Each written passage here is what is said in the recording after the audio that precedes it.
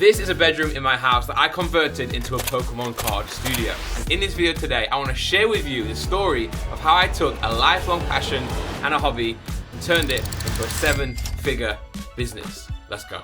So as you can see, this place is not really the cleanest right now. It's very, very messy. But anyway, the main point is that this is where I used to film my Pokemon content. But why don't I still run my business and film my Pokemon content from this room? Well, for that, we have to go back a little bit. So let me tell the story. So my background in YouTube was music, okay? I was a rapper, a producer. That's how I first started making YouTube videos. What's up, everybody? I used to share my music out to the world. Very quickly after that, I met JJ, or as you know, KSI. We started making songs together that went pretty viral and started becoming a little bit more successful.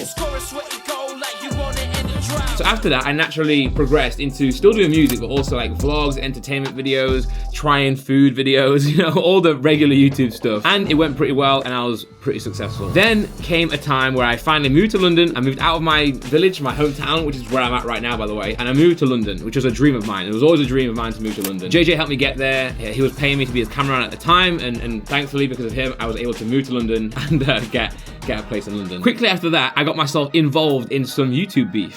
Obviously, and being a rapper and a musician, I made a diss track. And you guys might know I made a diss track towards Deji, which is JJ, KSI's brother. It's over, you lost your pedigree. I'm more of a man than you ever be. Which is all in the past now, all squashed and all that jazz. But at the time, I was going through a lot of stress, okay? I was getting a lot of bad messages. I was also not feeling too great about the whole situation. So I needed something to put my time into, and I needed a change, basically. So I started opening packs of Pokemon cards again. As you can probably tell by all the Pokemon things in my room, I've been a big fan of Pokemon my entire life. My mum actually made this for me, and my mum's a big part of this story, actually. Ever since I was 6 years old, I was a fan of Pokemon. My mum used to buy packs from my neighbors, or our neighbors back in the day, as he was called the Pokemon professor. Anyway, since I was like 5 or 6 years old, I had a long love for Pokemon. I played every single game that has ever come out. And then 2016, when Pokemon Go came out, I got back into Pokemon. And then Pokemon was a bit of a boom, and I also got into grading at that time, which is a very important part of the story as well. I found my old cards that my mum forced me to keep in a binder. She wouldn't let me play with them in decks. She made me keep them in binders. She made me keep them in sleeves. No bad binder behavior over here for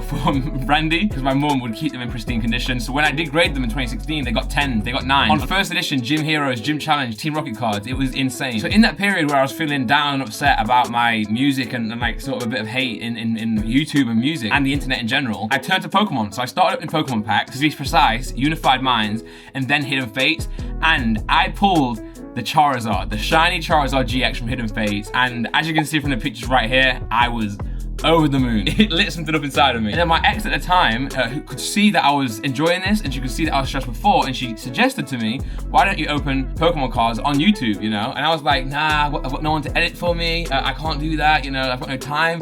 And she was like, look, I'll edit for you. And I was like, nah, you've never edited anything. What are you talking about? But lo and behold, we started this channel, the Randolph Pokemon channel. And I started posting on there, and she would edit them. And then we got like a $10 paycheck one day. And I was like, wow, okay, maybe we can do this. And then we had a goal to get to $100, you know? And then it just went from there. And before we knew it, our life changed drastically. And before I knew it, I was officially a Pokemon card YouTuber. Not out of trying to start a channel, not out of trying to be a Pokemon YouTuber or anything like that. Simply through being stressed and down/depressed to then having a new hobby, which is making Pokemon videos. And then it got to a stage where I had so many duplicates, you know, At the time, I was trying to fill my Hidden Fates binder, so I just had duplicates. And I was like, what am I gonna do with these duplicates? And people in the comments were asking me like, what do you do with your duplicates? And then I think a few of them suggested, can we buy them?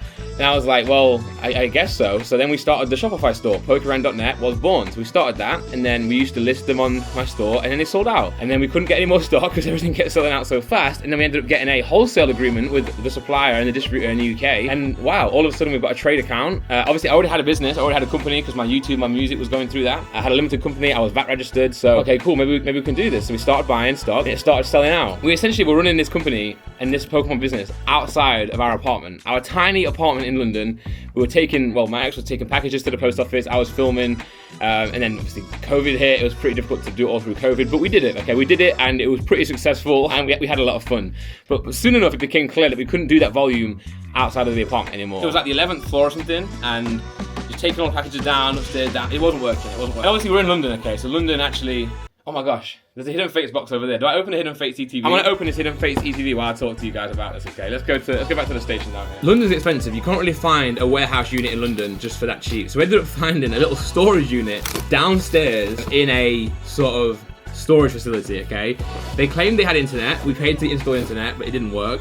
It was cold. There was no service down there, but we set up to return this bedroom hobby into a bedroom business, into a semi-legit business, you know, in a not a warehouse, but we called it our little warehouse, you know, which was very nice. Imagine I pulled something really good here, by the way. And then, yeah, things started ramping up from there. We had a lot of success in COVID. The business was booming. We were doing crazy numbers, literally like £200,000 revenue a month. £250,000 revenue a month. I was doing box breaks on YouTube every week. I think we hit like 40,000 live viewers on these box breaks. It's pretty insane. Okay, first pack, nothing. I'm gonna open the second pack for you guys right now. Let's see what we get. This could be a full circle moment right now. I'm telling the story of how pulling the shiny Charizard from Hidden Fates started this entire business. Oh, I can snake backwards, my guy. Let's go. Oh, okay, no Charizard in the reverse hollow slot. Okay, one more pack on camera. I'm such a DJ, man. I'm such a DJ. You guys know me. If you follow my Whatnot account, which you should, link in the description, you get £10 free credit if you join. You'll know that I open more packs for myself than I sell on Whatnot. I've got a problem. I've got an addiction. Okay, let's see what we got here. Come on, shiny Charizard. I'll keep opening, guys, and we'll see what happens. Yeah, during COVID, sales were booming, and I used to grade cards. I used to grade a lot of cards, and I used to send them to Grader Gem, a middleman here in the UK, and then PSA closed, okay? So PSA closed, and I wasn't really happy with the product. We weren't really happy with the product, and we actually approached PSA I approached them to do some content. I was like, look, I'm getting 200,000 views per video, doing grade and return videos for you guys. I've got some suggestions of what things you guys could improve. I feel like some things are missing, and they didn't want any of it. They didn't want any feedback from creators. They basically told us, we don't work with creators, we don't make content like that. So I was pretty hurt by that, because again, I'm giving them so much business, and I was like, as someone who grades, not only as a business, but also as a hobby, I'm grading my childhood cards with you guys. I feel like you're missing in a few areas, the grading. And a few people told me during the time, why don't you just create your own grading company? I was like, nah, that's impossible. But turns out, it wasn't impossible. We started putting a plan together, we started researching certain things, and it became more and more clear that, you know what, we can do this, we can literally do this, you know, because again, my entire approach to starting this Pokemon business, you know, Pokerand, the cards, was like, from my heart and from the hobby, you know, I'm like, look, I'm opening my cards, let's just sell the duplicates, you know. I like Hidden Fates, let's buy Hidden Fates. I like this set, you know, it's just pretty much that. I was streaming, I was doing box breaks, I was filming videos with my best friends, opening boxes from 20 years ago that we could only dream of opening, and now we're opening it for fun, you know. And I was like, I feel like I'm the right person to do a lot of this stuff because I have that hobby side of things. So with grading, I was like, screw it, let's do it. So we did it. We launched Ace Grading, and it was amazing. It was honestly amazing. It was launched in Oxfordshire, and I was in London, so it was a 2-hour drive every single day, so I was doing that a lot. And because of that, I had to sort of leave Pokerand in this business alone a little bit. We had Harper, and we're still in the little apartment in London. We were still in the little warehouse with the business, and we thought, you know what, this is not going to work with Harper, so let's move back to our hometowns. We bought this house that I'm in right now. You see this house. We bought this, set up here, and we got a warehouse. We got a big ass warehouse for the Pokemon business, which I'll show you at the end of this video. Don't worry, the story's going somewhere. But yeah, in that period when we moved back, obviously it's a bit of a black hole for me, really. I shut a lot of it out, but a lot of things happened, a lot of struggles happened, and my ex and I ended up separating. I don't want to go into too much personal stuff in this video, but yeah, we ended up separating, and that obviously hit me quite hard, but also I was going through a rough time anyway. We'd started Ace Grading, Ace Grading was doing well, but I think after COVID, I'd put a lot of weight on, I was very down, I was very depressed, and I was just really, I honestly was struggling, you know, I was struggling. I wasn't very present in this business at all. I sort of pushed Pokerand to one side when I went to work on Ace. And then when I worked on Ace, I sort of stepped away from that a little bit as well. And I really lost, honestly, I was completely lost. I was streaming. So I think when Harper was born, my daughter, I turned to streaming, obviously, because I couldn't really go and do much filming, especially because of COVID as well. Couldn't get out there. So I just turned to streaming. I was streaming every day, late hours, gaming all the time. I just sort of like lost my soul, if that makes sense, you know. But then last year was a real big year for me. I'm sure you guys saw me daily vlogging on my vlog channel, and I don't know, I just sort of took some time to find myself. And long story short, like, I guess what brought me back into feeling good again, and what brought me into this state that I'm at right now, which is I'm really happy right now. Like, I'm genuinely like really happy. It was Pokemon. You know, like Pokemon again just brought me back, and I don't get too emotional about Pokemon, but I think it's like those memories with my mum when I was 6 years old, completing the base set, going to Pokemon Club with my friends when I was like 6, and then like playing the game throughout my childhood. Pokemon just feels so warm to me, you know. And obviously you guys have been a big part of that as well. You know, I started posting videos again, and then, you know, I didn't expect you guys to still be here, but you are still here, you know. People are messaging me saying I love the videos, and then also like just people, I don't know, like the vlogs helped me as well, because the vlogs had a lot of comments from people saying they're going through what I'm going through, you know, just had a daughter, then had a separation, you know, and I just felt like I found my community again, like I found a sense of community. And in the YouTube world, obviously, there are a lot of trolls, there are a lot of idiots, there are a lot of hate messages out there. And I was like, you know what, the one place I've never felt really alone is Pokemon. And in my friend group, obviously, like, it's like YouTube, you know, music, everyone's super successful, and I was just like feeling really unsuccessful. I was feeling really far behind my peers and stuff. And I realized Pokemon is where I feel the best, you know, because number one, I know the business inside out, you know, I know the hobby inside out, I love the hobby, and it's like, it feels like my thing. So no longer could people say you're only successful because of KSI, or you're only successful because of Sidemen. In Pokemon, they can't say that, because I built this, you know, with my ex at times as well, but ultimately I built this. So I started posting again, and I started streaming again on Whatnot. Shout out to Whatnot, by the way. I want to give a big shout out to Whatnot. Like, gave me a lifeline. They gave me a lifeline and said, do you want to come stream with us? We believe in you. And then ever since, they've been supporting me. So, and now we're back here, you know, 7-figure business on Whatnot and on Pokemon, like separately. They're both behemoths, you know. And I realized really quickly that I want to just jump back into Pokemon. So I started posting again, I started streaming again, and then Ace started to go absolutely crazy, because I think people see my passion, and they see the excitement that Ace brings, and they see that like obviously CGC recently graded those playtest cards. Ace would never do that. Like, I would never let that happen, you know. And also, by the way, I want to disclose, I'm a co-founder of Ace. Some people say that I don't disclose that enough. I'm pretty sure I do. I would never let that happen. I have final say on everything that happens to Ace. So if they came to me and was like, oh, we want to, no, we don't do that, you know. Human grading, human artists for the Ace tables, no AI, and that's just like, yeah, anyway, I'm not trying to turn it into an ad for Ace, but what I'm saying is, when I started streaming and making content again, things just started soaring. And then my store, Pokemon, started doing better again, and I was like, oh, maybe the market's dead when it was not doing very well, or whatever. It turned out it died because I stepped away.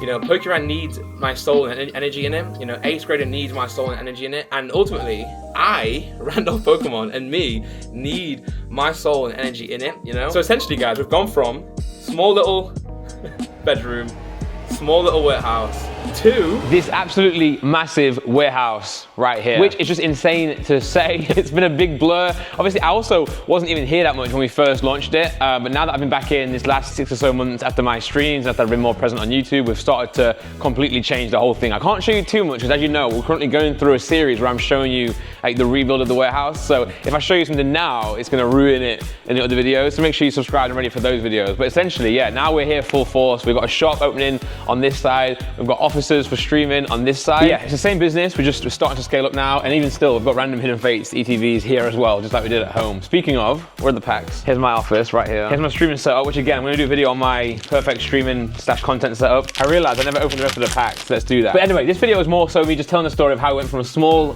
hobby bedroom pack opener, bedroom filmer, to now this massive empire we've got here that we're still pending, you know. But yeah, taking it from a small hobby to a 7-figure business and beyond, by the way. I got some big goals for Pokemon, got big goals for Ace, obviously.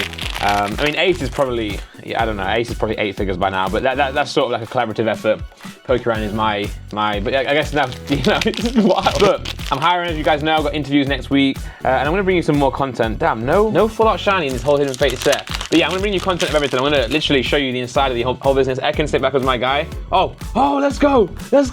Tapu Bulu gold card from Hidden Fates. That's sick. And we got Moltres Articuno. Even this card right now is like $20. I saw last time I filmed this, so sorry, the first video on my channel ever on Pokemon, on this channel right here for Pokemon, was opening that card and getting it for $7.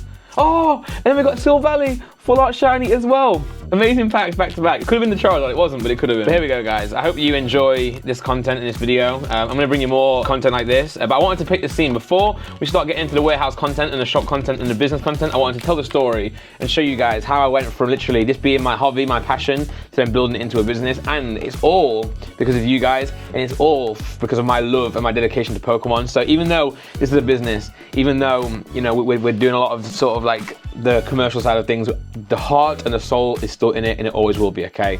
So I'm gonna show you more of out there in future videos. I'm gonna show you more of in here in future videos, but I'm sort of showing a bit too much right now, because again, we're doing the content in the series where I'm building the warehouse from scratch. But regardless, guys, love you all, and yeah, I'm very excited to continue building this business, and subscribe and follow the journey. Love you all. Take care.